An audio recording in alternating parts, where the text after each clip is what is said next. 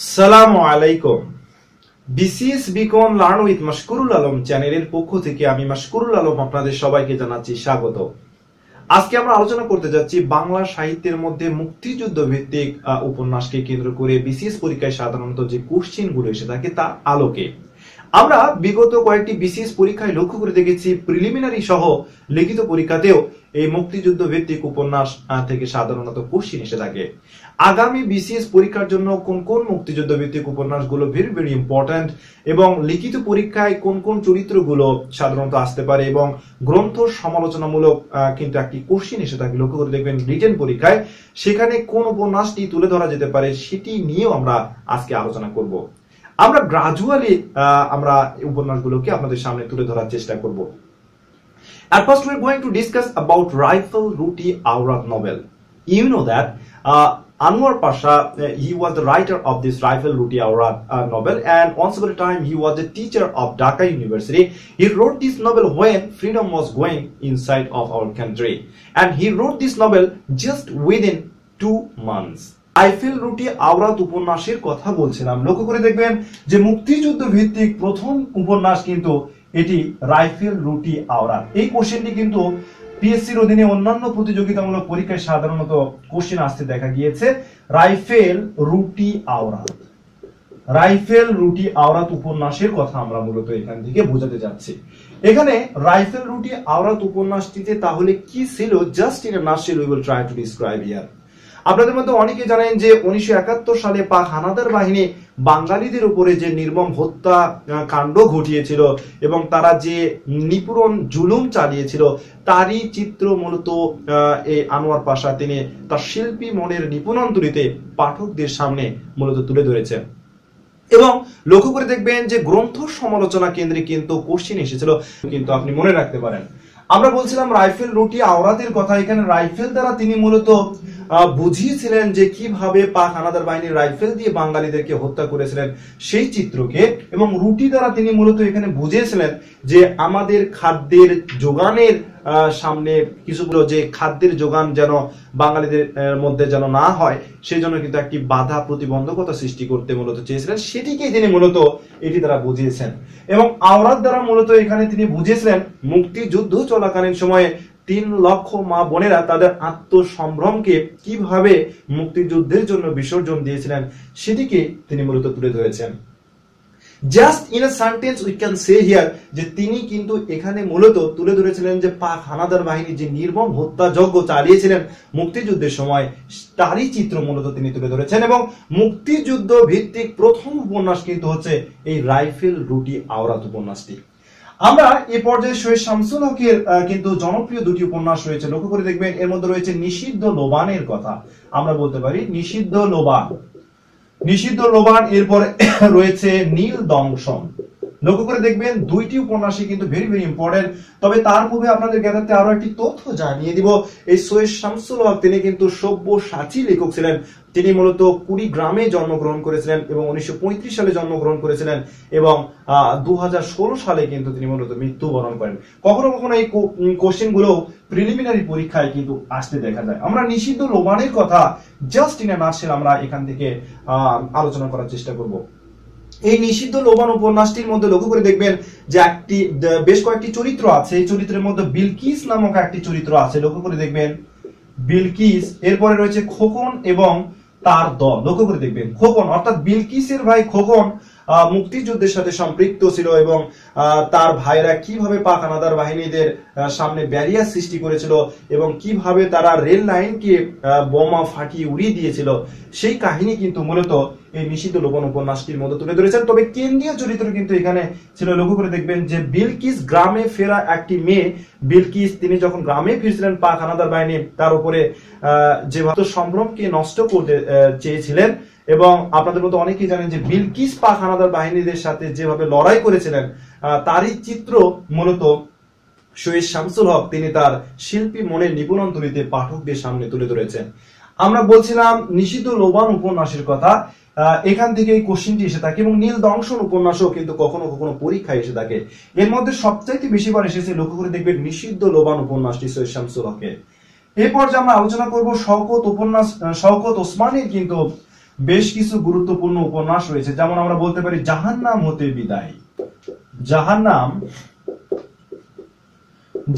হতে বিদায়। এরপরে রয়েছে, লক্ষ্য করে দেখবেন, জলাঙ্গি রয়েছে।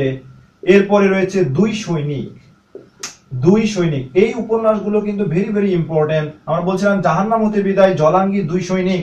এরপরে রয়েছে কিন্তু নেকড়ে অরণ্যে। লক্ষ্য করে দেখবেন, নেকড়ে অরণ্যে, এটিও কিন্তু মুক্তিযুদ্ধ ভিত্তিক উপন্যাস। শওকত ওসমানের এই কয়েকটি মুক্তিযুদ্ধ উপন্যাসই আমরা লক্ষ্য করে দেখেছি বারবার বিসিএস পরীক্ষায় ঘুরে ফিরিয়ে কিন্তু আসতে দেখা যায়। আমরা শওকত আলীর আরো একটি কিন্তু উপন্যাস রয়েছে, লক্ষ্য করে দেখবেন, শওকত ওসমান এবং Shawkat Ali, just two names are different here, so you have to be little bit watchful here. আমরা শওকত আলী দ্বারা মূলত বুঝেছি যাত্রাকে। লক্ষ্য করে দেখবেন যে তার কিন্তু জনপ্রিয় একটি উপন্যাস রয়েছে মুক্তিযুদ্ধ ভিত্তিক, সেটি কিন্তু যাত্রা। এরপরে সেলিনা হোসেনের কথা যখন আসে তখন কিন্তু মনে পড়ে যায় হাঙ্গর নদীর গ্রেনেডের কথা এবং যুদ্ধের কথা। লক্ষ্য করে দেখবেন, সেলিনা হোসেনের কিন্তু জনপ্রিয় দুটি উপন্যাস রয়েছে, হাঙ্গর নদীর গ্রেনেড এবং এখানে যুদ্ধ নামক আরো একটি কিন্তু মূলত তার উপন্যাস রয়েছে।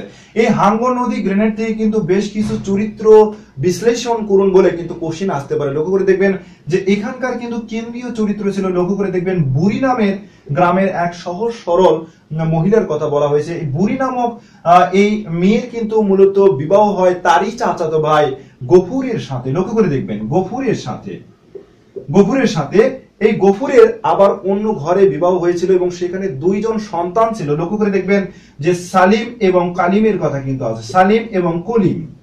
এই চরিত্রগুলো কিন্তু হাঙ্গর নদীর গ্রেনেড উপন্যাসের মধ্যে রয়েছে, সালিম এবং কলিম। এবং বুড়ি এর সাথে গফুরের প্রায় ঝগড়াঝাটি কিন্তু লেগে থাকতো। বুড়ি গফুরকে কিন্তু মনে প্রাণে ভালোবাসতো, গফুর কিছুটা অন্য প্রকৃতি ছিল। এবং ঠিক এরই মধ্যে লক্ষ্য করে দেখবেন যে গফুরের সাথে অর্থাৎ তার চাচাতো ভাইয়ের সাথে যখন বিবাহ হওয়ার পরে বুড়ির কিন্তু গর্ভে একটি সন্তান আসে, সেই সন্তানটির নাম কিন্তু মূলত দেওয়া হয় রইস। আমরা রইসের কথা বলছিলাম। এই রইস কিন্তু স্বাভাবিকভাবে তিনি জন্মগ্রহণ করেননি, তিনি মূলত বাক প্রতিবন্ধী একজন ছেলে ছিলেন এই বুড়ির। এবং মুক্তিযুদ্ধের সময় পাক হানাদার বাহিনী কিন্তু এই রইসকে কিন্তু নির্মমভাবে হত্যা করেছিল। আপনাদের মধ্যে অনেকেই জানেন যে বাংলাদেশ টেলিভিশনে কিন্তু এই হাঙ্গর নদীর গ্রেনেড উপন্যাসটিকে নিয়ে চলচ্চিত্রায়িত করা হয়েছিল এবং এটিকে কিন্তু বেশ কয়েকবার পরিচালনা করা হয়েছিল। আমরা বলছিলাম এই কয়েকটি চরিত্র কিন্তু এখান থেকে আসতে পারে এবং ভেরি ভেরি ইম্পর্টেন্ট। আমরা বলছিলাম হাঙ্গর নদীর গ্রেনেড কথা এবং যুদ্ধ নামক উপন্যাস, এই দুইটি উপন্যাসই মূলত সেলিনা হোসেনের রচিত। এরপরে হুমায়ুন আহমেদের কিন্তু বেশ কিছু গুরুত্বপূর্ণ উপন্যাসের কথা আমরা বলতে পারি, যেমন আগুনের পরশমণির কথা আমরা বলতে পারি। আগুনের পরশমণি রয়েছে। এরপরে লক্ষ্য করে দেখবেন যে জ্যোৎস্না ও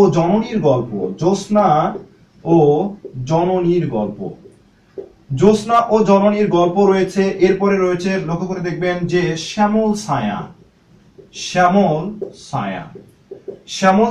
এরপরে রয়েছে, লক্ষ্য করে দেখবেন যে সূর্যের দিন।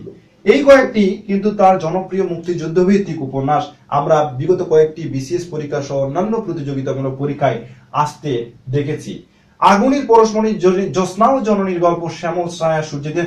এবং এখানে শ্যামল ছায়াকে নিয়ে কিন্তু লিটল বিট কনফিউশন লক্ষ্য করা যায়। লক্ষ্য করে দেখবেন তার কিন্তু একটি চলচ্চিত্র রয়েছে শ্যাম নামে, কাজে এখান থেকে একটু ওয়াচফুল হওয়ার চেষ্টা করতে হবে যাতে করে ভুল না হয়।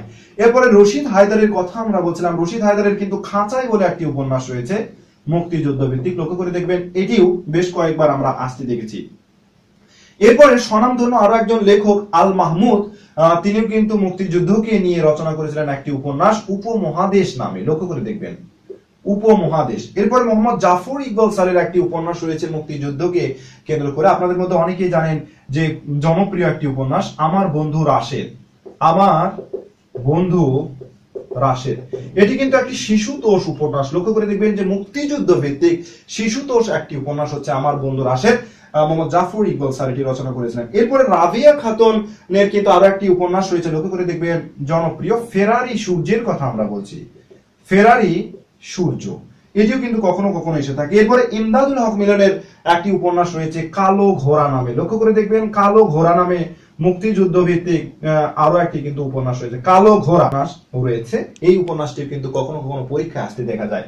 এরপরে লক্ষ্য করে দেখবেন যে সর্দার জয়নুদ্দিনের একটি উপন্যাস কিন্তু বারবার আসতে দেখেছি আমরা, বিধ্বস্ত রোদের ঢেউ এই বলে কিন্তু লক্ষ্য করে দেখবেন, এন্ড ভেরি ভেরি ইম্পর্টেন্ট একটি উপন্যাস কিন্তু এই বিধ্বস্ত রোদের ঢেউ, সর্দার জয়নুদ্দিন আহমেদের রচনা। এরপরে তারা শঙ্কর বন্দ্যোপাধ্যায়ের কিন্তু আরো একটি উপন্যাস কখনো কখনো পরীক্ষা এসে থাকে, লক্ষ্য করে দেখবেন একটি কালো মেয়ের কথা। আমরা বলছিলাম একটি কালো মেয়ের কথা, তারা শঙ্কর বন্দ্যোপাধ্যায়ের। আমরা বলছিলাম একটি, লক্ষ্য করে দেখবেন একটি কালো মেয়ের কথা, মুক্তিযুদ্ধকে নিয়ে তিনি মূলত এটি রচনা করেছিলেন। একটি কালো মেয়ের কথা, একটি কালো মেয়ের কথা, তারা শঙ্কর বন্দ্যোপাধ্যায় তিনি মূলত এটি রচনা করেছিলেন। আজকে আমরা দেখলাম মুক্তিযুদ্ধ ভিত্তিক কিছু গুরুত্বপূর্ণ উপন্যাসকে, সেই সাথে সাথে কিছু গুরুত্বপূর্ণ চরিত্রকেও দেখলাম। লিখিত পরীক্ষায় সাধারণত চরিত্র বিশ্লেষণ করুন বলে কিন্তু কখনো কখনো কোশ্চেন এসে থাকে, এবং এই চরিত্রগুলোই মুক্তিযুদ্ধ ভিত্তিক উপন্যাস থেকে আমরা সাধারণত আসতে দেখেছি। আমরা আজকের ভিডিও টিউটোরিয়ালটি শেষ করতে যাচ্ছি। If you have any suggestion, then you are requested to share with me. But only one request is that you should keep me in your prayer. Then I will be very delighted.